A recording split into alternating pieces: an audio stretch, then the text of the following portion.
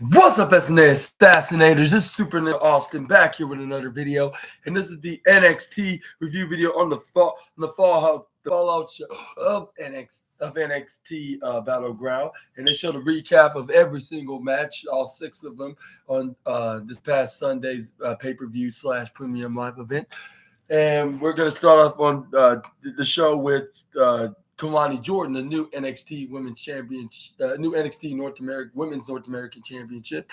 And let me tell you, this was a very exciting and interesting episode. Maybe not the greatest one, especially not over the this past Sunday's NXT Battleground pay-per-view, but it was still a very interesting or more likely intriguing episode, to have us wondering what's next on their next pay-per-view, which is in next month on Toronto, Ontario, Canada for Heat Wave, which will be the day after, more likely the night after Money in the Bank, with WWE's main roster pay-per-view / premium live event.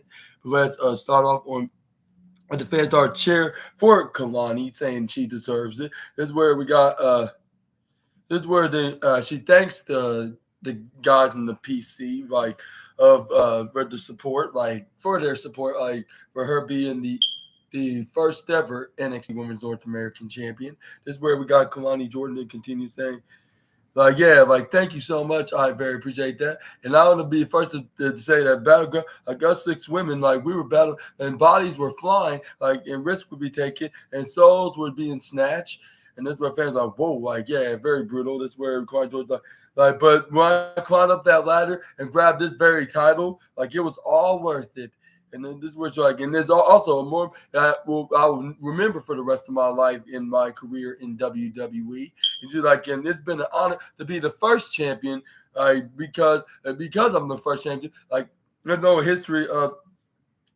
He was and this where he's there's no prestige of being it's up to me to create the importance for this title. And he's and for the past 18 years of my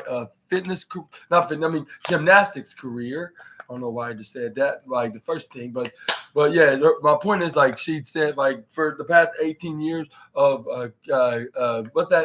accomplishing goals and championships in the world of gymnastics, this is my first ever accomplishment in professional wrestling.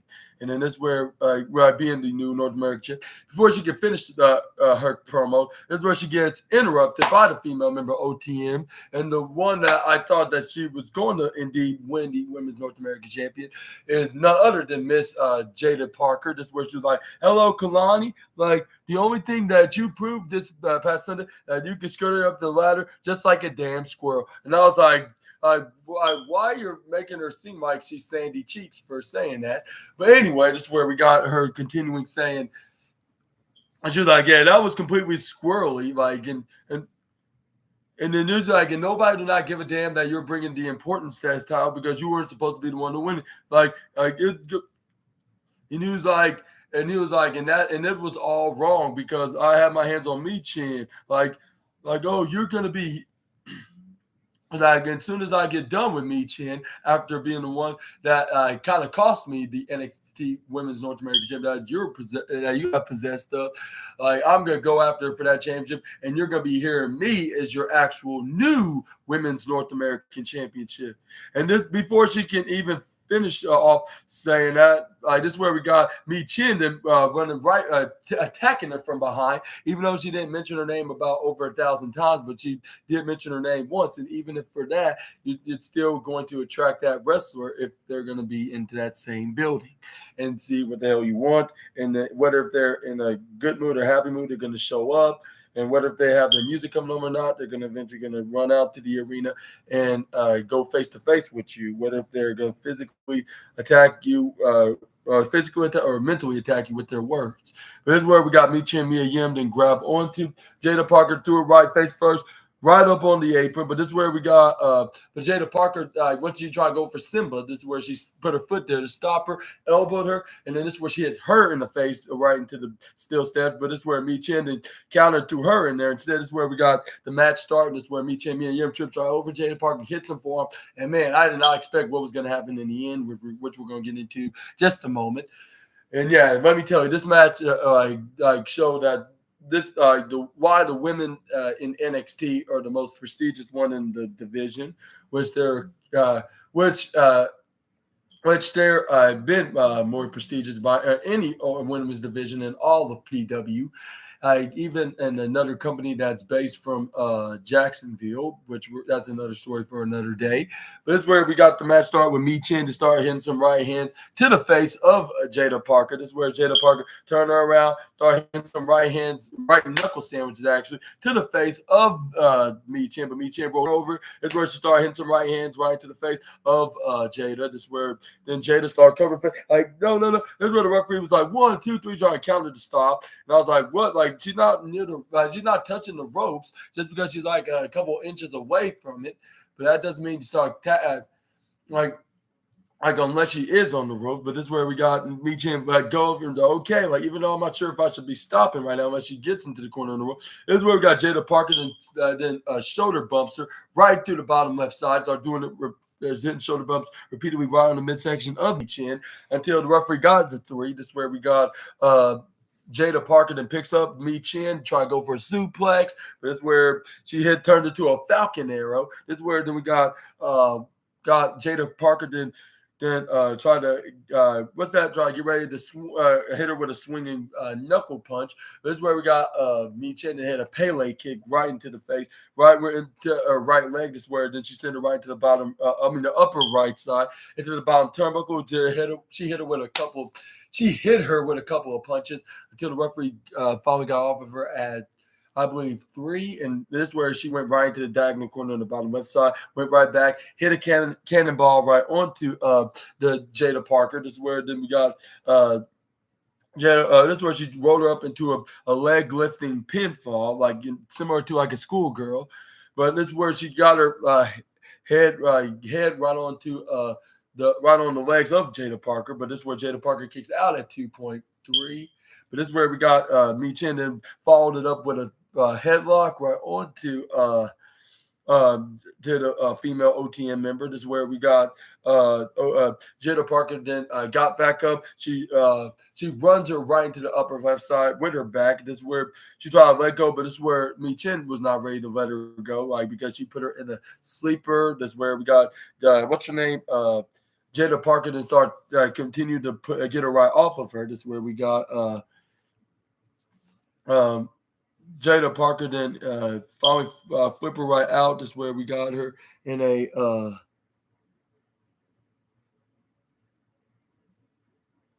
like this is where we got her in a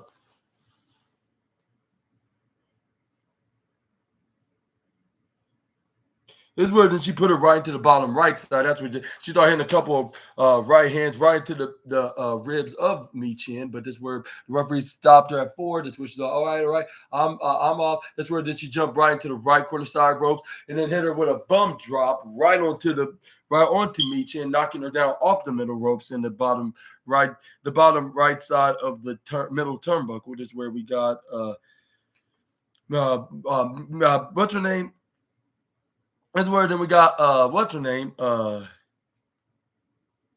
where then we got what's her name? Jada Parker that threw Mi Chin right to the left side, and then she hit her with a shoulder tackle. This is where then she drags her right up, right with her arm, hit a clothesline, and then this is where then she picks her back up after she walked right over her, like if she was Saraya when she was Paige in WWE. When she goes, this is where then we got her trying to go for a clothesline one more time for the 3rd straight time, but this is where Mi Chin rolled her up into a schoolgirl, which is the most devastating move in all of professional wrestling, the surprise roll up. This is where then we got Jada Parker kicks out at 2.6. This is where Mi Chin had hit a drop kick. This is where then Mi Chin Mia Yim to try to go for a clothesline. But this is where then we got Jada Parker to go for an arm drag, hit her with a what's that? The knees to the arm, like hit a like an arm stabber. This is where then we got Mi Chin start screaming like out loud. She's like, my arm. Like it's like I think it's a sprain. This is where then we got Jada Parker then launched at her with a huge clothesline, but this is where she kicks out right once Jada Parker got her into a cover at 2.7. This is where then Jada was like, damn it. This is where she starts slapping the canvas. This is like, that should have been it. And then this is where we then grab. This is where then she tried to throw her right to the right side. This is where she tried to hit her with an attacking splash, but this is where Michin moved out of it. This is where then we got the I'll say the master of the what's that, this HC or HCIC or HBIC, yeah, HBIC, yeah, HBIC. I think that's what that was called. This is where she tried to charge in, but Jada Parker moved out of the way. This is where did she try to go for a strike, but Michin stopped her, hit a right hand of her own. This is where did she jump right from the right corner ropes, then the top corner ropes, hit the tornado DDT, goes for a cover. This is where we got Jada Parker got the right shoulder up at a near fall 2.8. This is where then we got Michin, Mia Yim, then Michin grab onto what's her name, Jada Parker's arm. This is where she tried to go for a wrist lock. Like this is where then she tried to go for that boot right into the face and fall back first and trigger the boot right into her jaw. But this is where Jada Parker countered out of her finishing move. This is where then she put her right into a suplex, more likely to a superplex face buster like maneuver. This is where then she went right to the right side, tried to go and hit her with a hip bump right into the face. And this is where made Michin fell right in the outside and the left side. This is where then we got this is where we got the OC coming out, which this is where Booker T is like, what the hell they're doing out here? And I was agreeing. I was like, what the hell they doing? It's not like Lucian Price and Bronco Lima's out here. It would be a different story if they was, but they was not out here whatsoever. But this is where we got all right, so I don't think that made any sense. Like maybe they're trying to make sure everything's fair because you never know. Like when they're out here, they want to probably beat them to it, but maybe they came out too early and started making themselves look more suspicious than the two OTM boys are. Like if they ever came out. But this is where we got what's her name? We got Jada Parker didn't grab onto a chair under the ring as soon as after she threw Michin out. And this is where we got Carl Anderson was like, hey, you cannot be doing what the hell you're doing here. Like you shouldn't be messing with that with the referee being distracted by Luke Gallows. Luke Gallows like pay attention to me. I mean, pay attention to Jada. This is where the referee's like, what the hell do you mean right now? This is where Carl Anderson had to snatch the chair. Like, you're not going to be doing that on my watch. This is where the Michin then pushes Jada Parker accidentally right into Carl Anderson, which he fell right off when Jada Parker accidentally hit him. This is where she rolled him up into a wheelbarrow roll-up, which is kind of the most devastating move in all sports entertainment. You guys will not believe it. And she actually got the 1 and 2 and 3. And I think this is the first pinfall singles loss that Jada Parker has lost since being on NXT. And I was like, I thought this day would never happen anytime soon. I thought they'll wait until she's either already a champion or wait until like when you get a title shot for either the NXT Women's or the Women's North American Championship or wherever the scenario may be. But this is very shocking.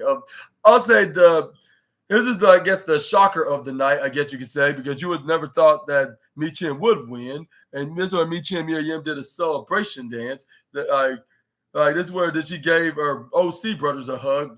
Like at first, she jumped right on top of Luke Gallows, which I wonder how Keith Lee feels about that, because that's not the only time Michin did that with one of her male best friends. But anyway, this is where But let me know in the comments down below what's next for Michin Mia Yim after getting this big win against Jada Parker. And I believe she was undefeated ever since joining WWE's developmental brand. And I was like, wow, we're definitely not in Toto anymore, Kansas. But anyways, yeah, or should I say the Toto? We're not in Toto anymore, Kansas. Amusing. This is where it is like. This is where the Pete Dunne was like, Gals, we're coming after you. We're gonna make you shut up for good. This is where then we saw Cody Rhodes coming and was in the outside of the PC. And I forgot to tell you guys and advertise this that we see the American Nightmare live tonight. And he's gonna address some business on the NXT brand. Let me tell you, it's about the future for a future match for NXT Heatwave. And unfortunately, I'm not sure if he's going to be attending a match at the developmental brand. But we're just gonna have to wait and see about that. But let's Right, even though he has a match against AJ Styles this Saturday at Classic Castle for the WWE Championship. But let's move on to the next slide. We got some. This is where we got a backstage segment from the team Chase U and Rich Holland, which we got Duke Hudson and Miles Bourne. Not Miles Bourne, Riley Osborne. What I'm talking about, he's on the No Quarter Catch crew. This is Riley Osborne. This is where the Rich Holland's like, you two said you were not going to be out there last week and match against the and this is where Riley Osborne's like, I wouldn't be out there. Right? This is where Rich Holland's like, and he was like, and then this is where then he said he was like, and he's like, and you also, or no, he didn't say one. Like, we didn't want it to go out there last week. Like, you insist that we go out there. This is where it's like, yeah, but that was before you declined. And this is where then we got, and then this is where they start arguing. Like, and Andre Chase try to defend, what's his name, Rich Holland, saying like he's not a bad guy like you think he is. And then this is where we got Thea Hill hilariously took a page out of Andre Chase's playbook and used the swear word, which was the F-bomb, which is like, everybody just shut the F up. Like, and he was like, and you, all four of you grown men, sit the hell down. And this is where all the men sit down. Well, except for Duke Hudson and Riley Osborne. And then this is where then Thea Hill's like, what's the issue, guys? Like, he's an outsider, so what? Like, and he said, like, but Riley, you were, so were you, like, what's it, you must be very, like, I know you're very angry about that. And this is where then Thea Hill's like, now's not the time for that, or Master Chase. Like, I need to remind you guys, like, at this tired universe. It was like, guess who was the one that threw away the chances of Chase U? Oh, that's right, you gambled away the Chase U University, like in the entire university away. And then this is where the Duke Hudson was like Thea, like but Thea, and this is where then what's her name? Thea Hill's like, but and you, Duke, like everybody thought you were gonna stab Mr. Chase in the back, but you did not, like, because we gave you a chance, like we did give everyone a chance here to chase you. Not over it. Like, everybody needs to get up on the same page. We all chase you, like, and that's not a teachable moment. Like, that's the 100% facts and the truth. And this is where then she walk off. This is where Duke Hudson and Rob Osborne's like, well, like, yeah, like she has a point. Like maybe we could give this a try, like adding Rich Holland to our group of the university faction. This is where we move on and saw Gallus in action against Wesley and the New Catch Republic. And I was saying this is like. This was very entertaining, right? But unfortunately, we did not see any teasers of Wesley's former tag team pals from TNA Wrestling. But maybe now's not the time at the moment, but we could possibly see it like as soon as next week. I thought it would be tonight. I guess I was wrong, but we might see them next week because we got some teasers that we could see some other guys in other locker rooms be showing up and get title opportunities for NXT on their next pay-per-view at Heatwave next week on the June 18th edition of NXT. But we're just going to have to wait and see, like, if we're going to see these guys going to get these opportunities. But anyway, this is where we got Gallus, the Gallus boys coming out the ring. This is where we got the New Catch Republic, which came out with Wesley. This is where we start the match off with, I believe, Tyler Bate and Mark Coffey, which they are doing a hand grappling war. But this is where we got Tyler Bate won, but putting his head around the legs right around the head of Mark Coffey until I could fire a flying head scissors. But this is where we got Mark Coffey was not letting go of him. This is where this is where then Tyler Bate then went up right to the upper right corner side turnbuckle. This is where he turned into a flying head scissors. This is where then he hit him face first right onto the middle of the canvas. This is where he goes for an arm drag. Gets tagged in by Pete Dunne. This is where he got Rob on the top rope, hit a double foot stomp onto that on that left arm. This is where he started bending that arm, like snapping it. And this is where then he put it right to the bottom. I would say exactly snap, more likely a bend, like a brutal bend, like to the other side. This is where he knees it right to the ground. This is where he started grabbing onto the fingers. This is where he started bending the that right bent pinky and the index. And then this is where he started going and grab onto the ring and middle. This is where then he tried to go for the bend. This is where he was like, you know what, I'm going to spare you for now. This is where then he put his legs right onto the back of the knees and wrapped them around. Like when he got right behind, this is where he started grabbing onto the Mark Coffey's jaw, and this is where he started grabbing around his mouth. This is where he then grabbed around the side of his face, hit a foot stomp right onto the back of his knee to the front. This is where then we got Pete Dunne to start going for